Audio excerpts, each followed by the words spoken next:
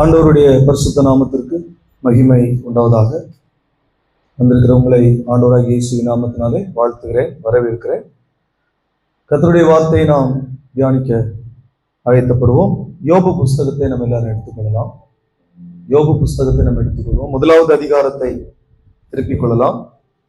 அதனுடைய 10வது வசனத்தை வாசிக்கும்படி கேட்கிறேன். நீர் அவனையும் அவன் வீட்டையும் அவனுக்கு உண்டான எல்லாவற்றையும் சுற்றி வேலி அடைக்கவில்லையோ? அவன் கைகளின் கிரியையை ஆசீர்வதித்து அவனுடைய சம்பத்து தேசத்தில் பெருகிற்று. அல்லேலூயா. கண்களை மூடி நாம் ஆண்டவருடைய சமூகத்தை நாம் நோக்கி பார்ப்போம். பரலோக தேவனே, எங்கள் சர்வ வல்லமையுள்ள ஆண்டவரே, அப்பா, இந்த வேளையில நீர் எங்களோடு பேசும். உடைய வார்த்தை எங்களுக்கு தாரும். அடியனை மறைத்து நீர் வெளிப்படுவீராக. ஒரு கிருபை வெளிப்படட்டும். நீர் எங்களோடு இருந்து எங்களை ஆளுகை செய், எங்களை ஆசீர்வதி, எங்களை நடத்தும். எங்கள் மேல் கிருபையாய் எங்களோடு பேசு. வல்லமையான வார்த்தைகள் எங்கள் நடுவில் வெளிப்படட்டும். என் தேவனீர் மகிமைப்படுவீராக. தாழ்த்துகிறோம், அர்ப்பணிக்கிறோம். இயேசுவின் நாமத்தில் ஜெபம் கேளும் எங்கள் ஜீவனுள்ள நல்ல பிதாவே, ஆமென். அல்லேலூயா. பாருங்க, வாசித்த அந்த வேத பகுதியில ஆண்டவருடைய வசனம் இப்படி சொல்லுது: அவனையும் அவன் வீட்டையும் அவனுக்கு உண்டான எல்லாவற்றையும் சுற்றி வேலி அடைக்கவில்லையோ? அல்லேலூயா. நம்முடைய ஆண்டவராகிய இயேசு கிறிஸ்து, நம்முடைய ஆண்டவராகிய தேவன் பாருங்க, ஒரு மனிதனுடைய வாழ்க்கையில அவனை வேலி அடைக்கிறார், அவனுடைய வீட்டை வேலி அடைக்கிறார், அவனுக்கு உண்டான எல்லாவற்றையும் வேலி அடைக்கிறார். வேலி அடைக்கிறார்னா என்ன அர்த்தம் அப்படின்னா, ஒரு பாதுகாப்பை ஆண்டவர் என்ன செஞ்சு வச்சிருக்கிறார், ஏற்படுத்தி வச்சிருக்கிறார். நம்முடைய வாழ்க்கையில அருமையான கர்த்தருடைய பிள்ளைகளே, ஆண்டவர் நம்மையும் நம்முடைய வீட்டையும் நம்முடைய வீட்டில் இருக்கிற எல்லாவற்றையும் ஆண்டவர் சுற்றி வேலி அடைத்து வைத்திருக்கிறார் என்று நாம் பார்க்கிறோம். அல்லேலூயா சொல்லுமா? வேலி அடைத்திருக்கிறார். அடுத்து பாத்தீங்கன்னா, அவன் கைகளின் கிரியையை ஆசீர்வதித்தார் அப்படின்னு சொல்லப்பட்டிருக்கிறார். இங்க பாக்குறோம், கைகளின் கிரியை. அப்போ செய்கிற வேலைகளை ஆண்டவர் என்ன செய்கிறார்? ஆசீர்வதிக்கிறார். பிரயாசங்களை ஆண்டவர் என்ன செய்கிறார்? ஆசீர்வதிக்கிறார். பிரயாசத்தின் பலனை ஆண்டவர் ஆசீர்வதிக்கிறார். உழைப்பை ஆசீர்வதிக்கிறார். வியாபாரங்களை ஆசீர்வதிக்கிறார். விளைநிலங்களை ஆசீர்வதிக்கிறார். மிருக ஜீவன்களை ஆசீர்வதிக்கிறார். தொழில்களை ஆண்டவர் ஆசீர்வதிக்கிறார். ஆண்டவர் தந்திருக்கிற இயந்திரங்களின் மூலமாய் வருகிற வருமானங்களை கர்த்தர் ஆசீர்வதிக்கிறார். வசனம் சொல்கிறது, கையின் கிரியைகள், நீ கையிட்டு செய்கிற வேலைகளில் எல்லாம் உன் தேவனாகிய கர்த்தர் உன்னை என்ன செய்வார்? ஆசீர்வதிப்பார். அப்போ சங்கீதம் 128 சொல்லும் போது, உன் கைகளின் பிரயாசத்தை நீ சாப்பிடுவாய், உனக்கு பாக்கியமும் நன்மையும் உண்டாய். ஆண்டவர் நம்முடைய கை கிரியைகளை ஆசீர்வதிக்கிறவர் என்பதை இந்த வேத வசனம் நமக்கு சுட்டி காட்டுகிறது. அல்லேலூயா. அவனுடைய சம்பத்து தேசத்தில் என்ன செய்து விட்டது? பெருகிற்று. அப்போ ஆண்டவர் ஒரு மனிதனுடைய வாழ்க்கையில அவனுடைய ஆஸ்திய, அவனுடைய செல்வத்தை ஆண்டவர் பெருக பண்ணுகிறார் அப்படின்னு நம்ம பார்க்கிறோம். அப்ப நம்முடைய வாழ்க்கையில தேவன் நமக்கு ஒரு பெருக்கத்தை தருகிறவராக இருக்கிறார். நம்மை பெருக பண்ணுகிறவராக ஆண்டவர் இருக்கிறார். வர வர விருத்தி அடைய செய்கிறார். ஈசாக்கை குறித்து பார்க்கும்போது, ஈசாக்கு வர வர விருத்தி அடைந்து மகா பெரியவன் ஆனான். ஆண்டவர் நம்மை விருத்தி அடைய பண்ணுகிறவர், நம்மை பெருக பண்ணுகிறவர். ஆமென். நம்மை நம்முடைய ஆஸ்தி, நம்முடைய செல்வம், ஆமென், தேசத்திலும் பெருகும்படி நம்மை ஆசீர்வதிக்கிற தேவனாக இருக்கிறார் என்பதை இந்த வசனத்துல இந்த 3 காரியங்களை நம்ம பார்க்கணும். அல்லேலூயா சொல்லுங்க. ஆனா இங்க இந்த வசனத்தை நம்ம பார்க்கும் போதே, வசனத்துக்கு முன்னால அது எப்படி ஆரம்பிக்கிறதுன்னா, நீர் அவனையும் அப்படின்னு சொல்லியிருக்கு. எவன்? அல்லேலூயா. அதான் ரொம்ப முக்கியம். எவனை ஆண்டவர் வேலி அடைத்தார்? எவனை ஆண்டவர் அவனுடைய சம்பத்தை பெருகும்படி ஆண்டவர் செய்தார்? எவனுடைய கையின் கிரியைகளை ஆண்டவர் ஆசீர்வதித்தார்? இதை நம்ம பார்க்கணும். அல்லேலூயா. அவனையும் அப்படின்னு சொல்லி இருக்கு. நமக்கு எல்லாருக்குமே தெரியும், இது யாரை பற்றி தான் சொல்லி இருக்குது? யோபு பற்றி தான் சொல்லி இருக்குது. யோபு பற்றி தான் சொல்லி இருக்குது. அப்ப அவனை அவர் ஆசீர்வதிக்கிறார், அவனே அவர் வேலி அடைக்கிறார் இல்லையா? அவனுடைய சம்பத்து பெருகுது. அவன் அப்படிங்கிற வார்த்தை வருது. அது யாரு? யோபு. யோபு யோபு ஏன் யோபுவை கர்த்தர் வேலி அடைத்தார்? ஏன் யோபுவை ஆண்டவர் ஆசீர்வதித்தார்? அவனுடைய கையின் பிரயாசங்களை ஏன் யோபுவை அவனை பெருக பண்ணினார்? அவனுடைய சம்பத்து ஏன் பெருகிடுச்சு? அல்லேலூயா. அதைத்தான் நம்ம முதல் அந்த அதிகாரத்தின் முதல் வசனத்துல நம்ம பார்க்கிறோம். யோபு என்னும் பெயர் கொண்ட ஒரு மனிதன் இருந்தால் அவன் யாருங்க? ஃபர்ஸ்ட் அவனை பற்றி சொல்லிருக்கு, அவன் உத்தமன். அல்லேலூயா. ஆமா, அவனை வேலையடைத்தார். ஏன்? அவன் உத்தமன். அதனால அவன் என்ன செஞ்சார்? வேலை அடைக்கிறார். அவன் உத்தமன், அதனால அவனுடைய கை கிரியைகளை ஆண்டவர் ஆசீர்வதிக்கிறார். அவன் உத்தமன், அதனால அவனுடைய சம்பத்து தேசத்துல என்ன செஞ்சிருச்சு? பெருகிடுச்சு. அல்லேலூயா. பாருங்க, ஒரு குறிப்பிட்ட நாளிலே தேவனுடைய சந்நிதியில் தேவ புத்திரர்கள்லாம் வந்து நிக்கிறாங்க. அப்போ சாத்தானும் வந்து நிக்கிறான். ஒரு நாள் தேவ புத்திரர் கர்த்தருடைய சந்நிதியில வந்து நிக்கும்போது சாத்தான் வர அவன் ஆண்டவர் ஸ்பெசிபிக்கா வந்துட்டு கேட்கிறாரு, பூமியில எவ்வளவு பேர் மனுஷங்க இருந்திருப்பாங்கல்ல, ஆனா ஆண்டவர் வந்து ஒரே ஒரு மனுஷனை பற்றி பேசுறாரு. என்ன மனுஷன்? சாத்தான், நீ எங்க இருந்து வர? அது நான் உலகம்லாம் சுத்தி என்ன செய்யறேன்? சுத்திட்டு வரேன். எப்பவுமே சாத்தானுக்கு என்ன வேலைதான்? எல்லாம் உலகம் சுத்துற வேலைதான். யார் யார் எப்படி யார் மேல எல்லாம் குற்றம் சாட்டலாம் இல்லையா? யாருக்கிட்ட வாய்ப்பு இருக்கு, யார கவுக்கலாம், இது அவனோட வேலை. அதுலதான் கவனமா இருப்பான். சுத்தி வருவான். அப்பப்போ நம்மளே வந்து விசிட் பண்ண வருவான். வேலி இல்லைன்னா காலி. அல்லேலூயா. வேலி இல்லைன்னா காலி தானே? இல்லையா? காலிதான்.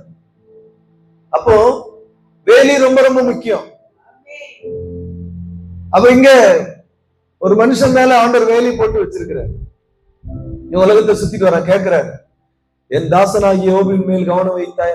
ஆண்டவர் தாசனாலே அப்புறம் கவனம் வைக்காமல இருப்பான்? அப்படிதானா? ஆண்டவரோட பிள்ளைனாலே பிசாசுக்கு கொஞ்சம் கவனம் யார் மேல வரதான் செய்யும். ஆண்டவரோட பிள்ளைன்னா மேல கவனம் வரதான் செய்யும். கவனம் வைக்கிறான். கேட்கிறாரு, என் தாசனாகிய யோபின் மேல் கவனம் வைத்தாயோ அப்படின்னு சொல்லிட்டு ஆண்டவர் தான் அவனை பற்றி அந்த சாட்சியை கொடுக்கிறார். பாருங்க எப்படி பாருங்க, 8வது வசனத்துல பாக்குறோம். உத்தமனும் சன்மார்க்கனும் தேவனுக்கு பயந்து பொல்லாப்புக்கு விலகுகிறவனும் ஆகிய அவனை போல பூமியில ஒருவனும் இல்லை. அல்லேலூயா. இன்னைக்கு நிறைய பேரை நம்ம பாக்குறோம், கொஞ்சம் செல்வம் வந்துச்சுன்னா ஆளே மாறிடுறான். உத்தமம் போயிருது, உண்மை போயிருது, நீதி போயிருது, பரிசுத்தம் போயிருது, தெய்வ பயம், காசு வந்தா எல்லாம் போயிருது, கொஞ்சம் பணம் வந்துச்சுன்னா எல்லாமே போகுது. ஆனா அவ்வளவு செல்வங்கள் இருந்தும் அவனை பற்றி சொல்லும் போது கிழக்கத்தி புத்திரர் எல்லாரிலும் பெரியவன். அவருடைய ஆஸ்தியை பற்றி வேதம் சொல்கிறது. 3வது வசனம், 7000 ஆடுகள், 3000 ஒட்டகங்கள், 500 ஏர் மாடுகள், 500 கழுதைகளும் ஆகிய மிருக ஜீவன்கள் இருந்தது. மந்தி திரளான பணிவிடைக்காரரும் இருந்தார்கள். அதனால இந்த மனுஷன் கிழக்கத்தி புத்திரர் எல்லாரிலும் பெரியவனா இருந்தான். இன்னைக்கு நிறைய பேருக்கு கையில கொஞ்சம் காசு வந்துருச்சுனாலே உண்மை போயிருக்கு, உத்தமம் போயிருக்கு, பணம் வந்துச்சுன்னா போயிருக்கு, செல்வம் வந்துச்சுன்னா போயிருக்கு, கொஞ்சம் ஆள் பலம் வந்துச்சுன்னா போயிருது, கொஞ்சம் பண பலம் வந்துச்சுன்னா போயிருது எல்லாம். ஆனா கூட சேர்ற ஆட்களை எல்லாத்தையும் குழப்பி விட்டுருவான். கொஞ்சம் பக்தியா இருக்கணும்னு நினைச்சா கூட சேர்றவன் காலி பண்ணிடுவான். அப்படிப்பட்ட நிலைமை எனக்கு அன்பான கர்த்தருடைய பிள்ளைகள். ஆனாலும் யோபு, இன்னைக்கு ஆண்டவர் அவனை குறித்து சாட்சி கொடுக்கிறார்.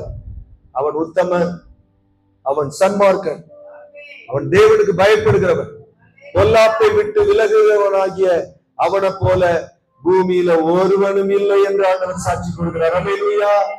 இந்த உலகத்துல நாம கொடுக்கிற சாட்சி பெருசு இல்ல, மற்றவங்க நம்மளை கொடுக்கிற சாட்சி அதை விட அவை நம்மை உண்டாக்கினவர், நம்முடைய அந்தரங்கங்களை ஆராய்ந்து அறிகிறவர், நம்ம எங்க போனாலும், எங்க படுக்கை போட்டிருந்தாலும், எங்க அமர்ந்திருந்தாலும் நம்மை முற்றிலுமாய் கவனித்து அறிகிற நம்முடைய தேவனாகிய கர்த்தர், அவர் ஒரு மனிதனை குறித்து சாட்சி கொடுக்கிறாருங்க. ஹல்லேலூயா. உலகத்துல மனிதன் சாட்சி கொடுப்பான். அந்த சாட்சி எப்படின்னா அவன் வெளியில பார்க்கிறதான் சொல்ல முடியும்.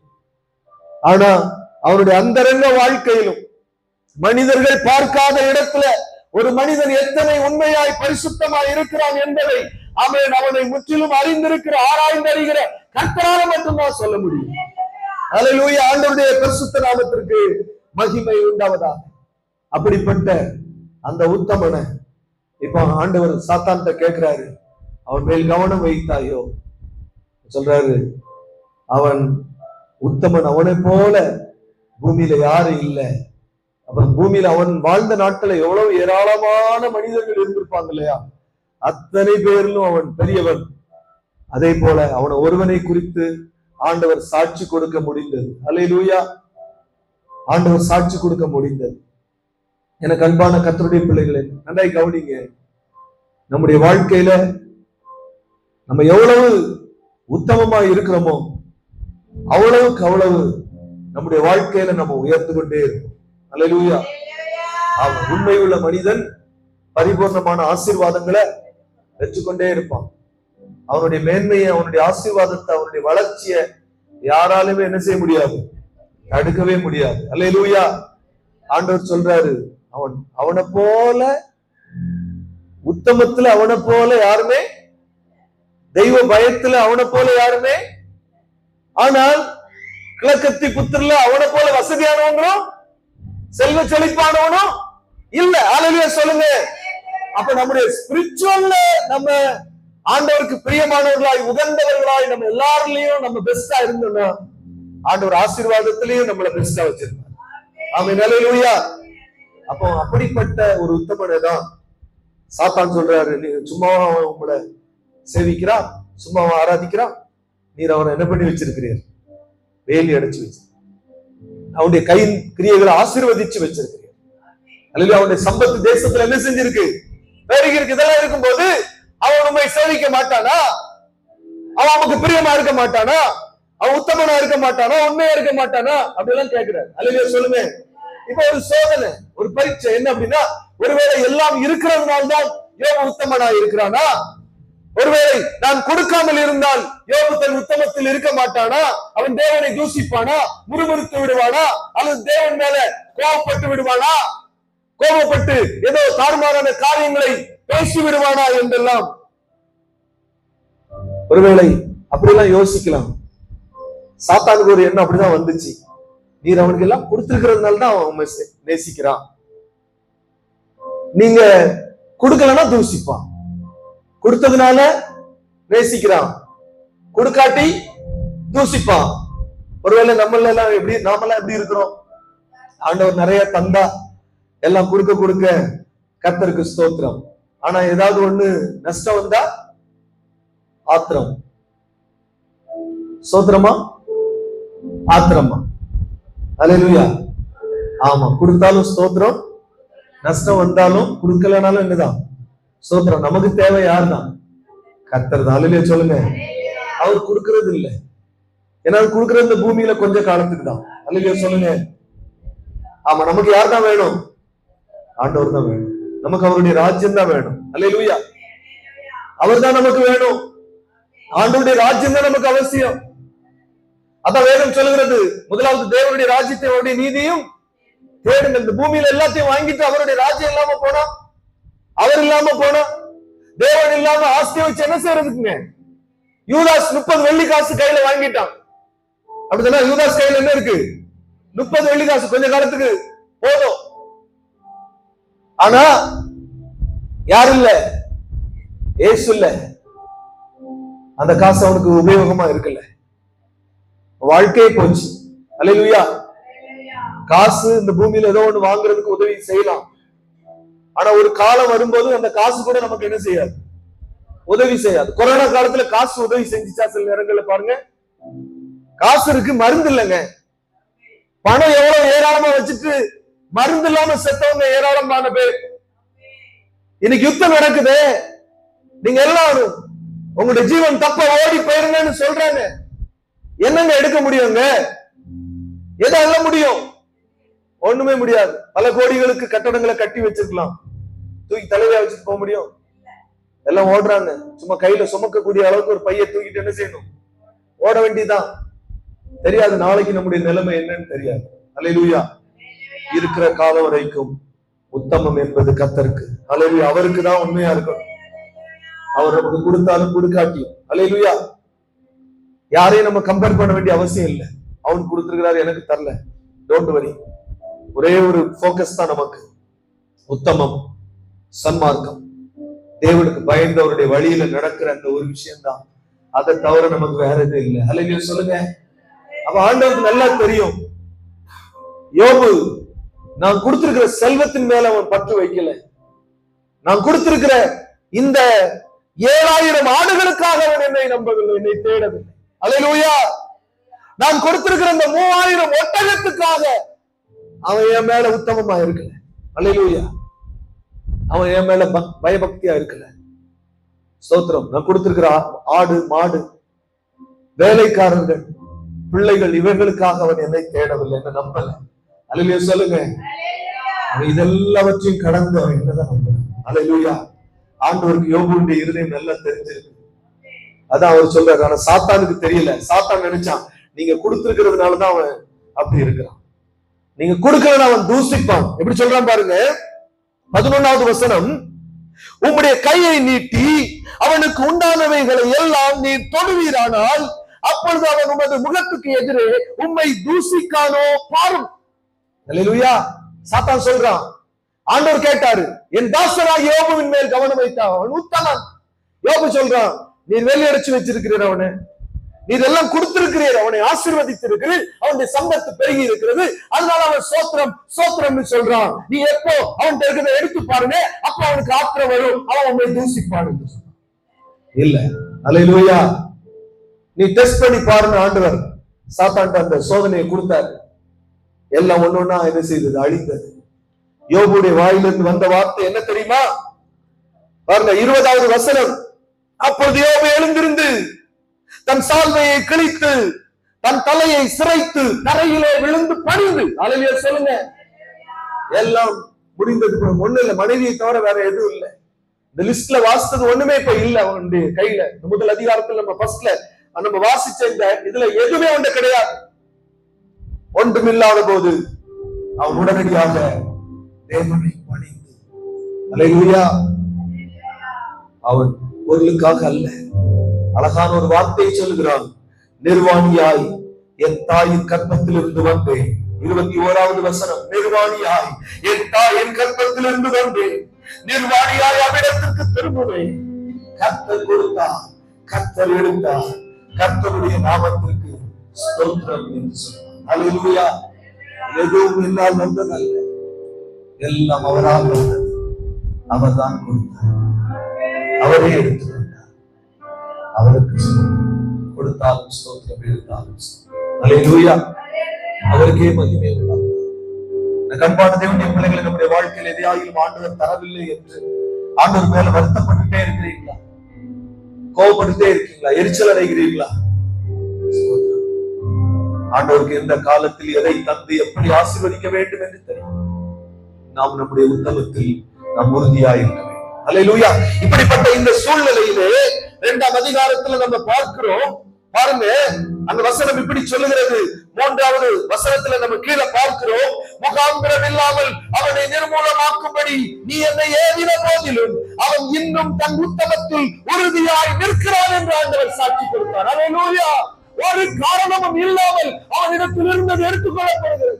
முகாந்திரம் இல்லாமல் அதை கொடுத்தார். கொஞ்சம் கொஞ்சமா கொடுத்தார், வளர்ந்தான். ஒரு நாள்ல ஒண்ணும் இல்லை, முகாந்திரம் கிடையாது. என்ன தவறு செய்தேன், என்ன பிழை செய்தேன், என்ன குற்றமும் இல்லை, எந்த பிழையும் இல்லை. உத்தமன் என்று ஆண்டவரை சாட்சி கொடுத்த பிற்பாடு ஒரு சோதனைக்காக அவனிடத்திலும் எல்லாம் போனது. ஆனாலும் ஆண்டவர் இப்ப மறுபடியும் சாத்தான்ட்ட சவால் விட்டு சொல்றாரு, முகாந்திரம் இல்லாமல் நீ என்னை ஏவின போதிலும் அவன் இன்னும் தன் உத்தமத்தில் உறுதியாய். அல்லேலூயா. இன்னொரு காரியத்தை அவன் கேட்கிறான். நீ அவனோட சொத்தை தானே எடுத்தீர், அவனுடைய பிள்ளைகளை தானே எடுத்தீர், அவனுடைய ஆஸ்தி தானே எடுத்தீர், அவனுடைய ஆடு மாடுகளை தானே எடுத்தீர். ஆனால் எந்த மனுஷனும் சில நேரங்கள்ல தனக்கு உண்டானதெல்லாம் கொடுத்துருவான். ஆனா தனக்கு ஒரு பிரச்சனை தன் சரீரத்தில் அவனுக்கு வருமானால் அப்ப தூசிப்பான். அப்படின்னு சொல்றான். பாருங்க 5வது வசனம் 2:5. ஆனாலும் நீர் உம்முடைய கையை நீட்டி அவன் எலும்பையும் அவன் மாம்சத்தையும் தொடுவீரானால் அப்பொழுது அவன் உமது முகத்துக்கு எதிரே உம்மை தூசிக்கானோ பாரும். வியாதியை குறித்து பாரும். அவன உடம்புல பலவீனம் வரட்டும், அப்ப தூசிக்கிறானா இல்லையாப்பா? அல்லேலூயா. தேவனுடைய பிள்ளையே, நம்முடைய சரீரத்தின் பலவீனங்கள் நம்முடைய உத்தமத்தை விட்டு விலக செய்திடக்கூடாது. அல்லேலூயா. ஆமா, இது பலவீனமான சரீரம் தான். அது கொஞ்ச காலத்துக்கு பலனா இருக்கும், அப்புறம் கொஞ்ச காலத்துக்கு பலவீனமா இருக்கும். கர்த்தர் நினைச்சா மறுபடியும் அது பலனா என்ன செய்யும்? மாறும். ஆனா அதுக்காக நம்முடைய பலவீனத்துக்காக ஒரு நாள் ஆண்டவர் என்ன செஞ்சிடக்கூடாது? முறுமுறுத்திடக்கூடாது. சில நேரங்கள்ல கடைசி நேரத்துல எல்லாம் ஆண்டவர் வியாதி படுக்கையில வச்சிருப்பாரு. நீதிமானுக்கு பூமியில சரி கட்டப்படும். அப்பெல்லாம் ரொம்ப ஞானமா பொறுமையா இருக்கணும்ப்பா. அப்பதான் நமக்கு ரொம்ப சோதனையே நிறைய வரும். நம்ம பாக்குறோம் இல்லையா, சோதனை நிறைய வரும். உதவிக்கு ஆளு வேணும், யாரும் இருக்க மாட்டாங்க, தனிமை, வேதனை. அப்பெல்லாம் தேவனை துதிக்கிற இருதயம், அந்த வலியிலும் வேதனையிலும் தேவனை உயர்த்துகிற துதிக்கிற இருதயம் நமக்கு வேணும். அல்லையோ சொல்லுங்க. அதுக்கு கர்த்தர் நம்மளை பக்குவப்படுத்துவாரா?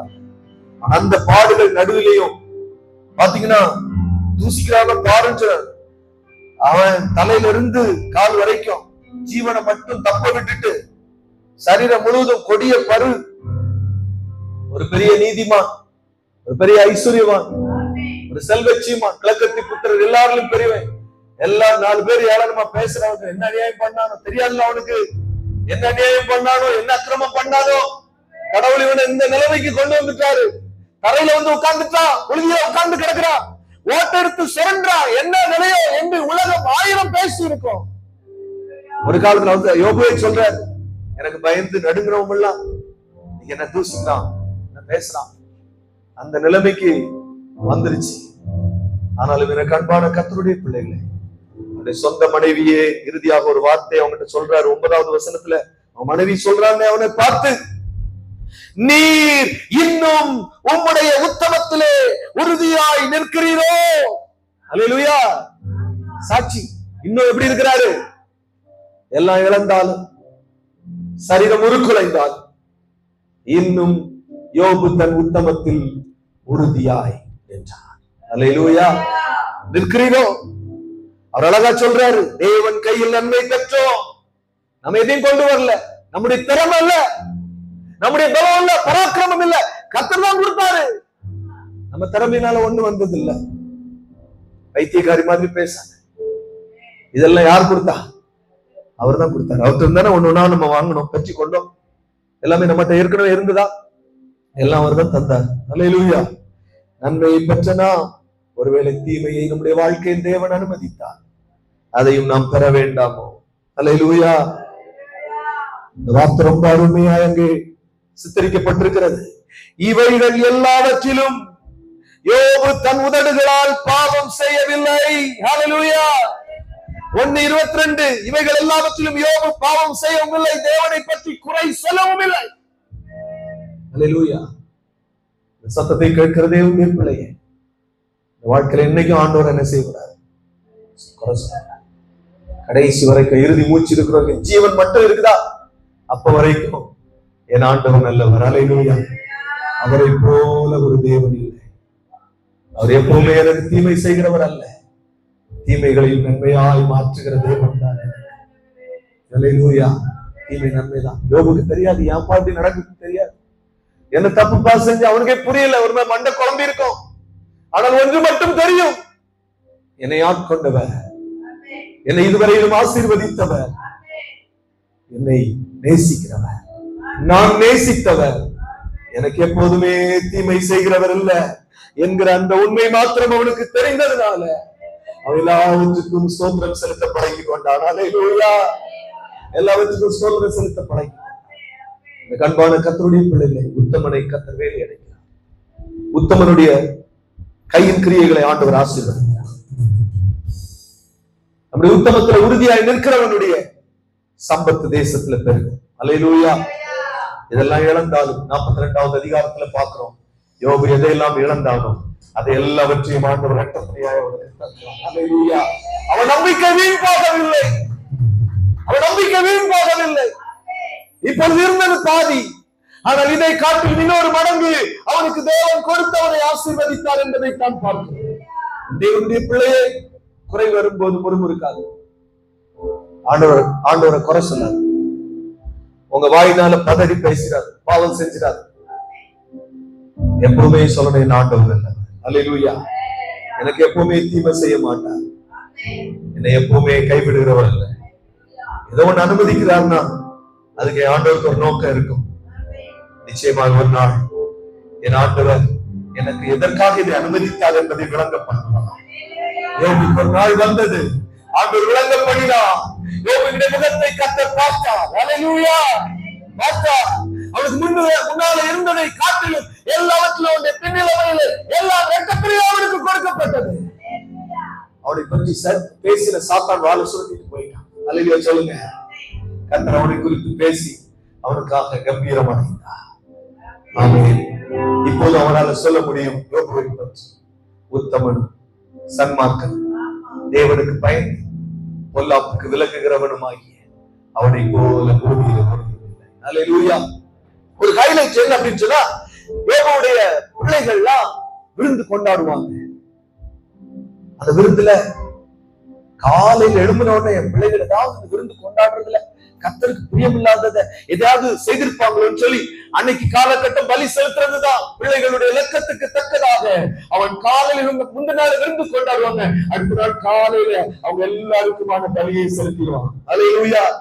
என் பிள்ளைகள் ஒருவேளை தேவனுக்கு பிரியமில்லாத காரியத்தை செய்திருப்பார்களோ என்று பிள்ளைகள் கூட கர்த்தருக்கு பிரியமாய் நடக்கணும் என்பதுல எத்தனை கவனமும் ஆர்வம் உடையவனாய் இருந்தான். அல்லேலூயா.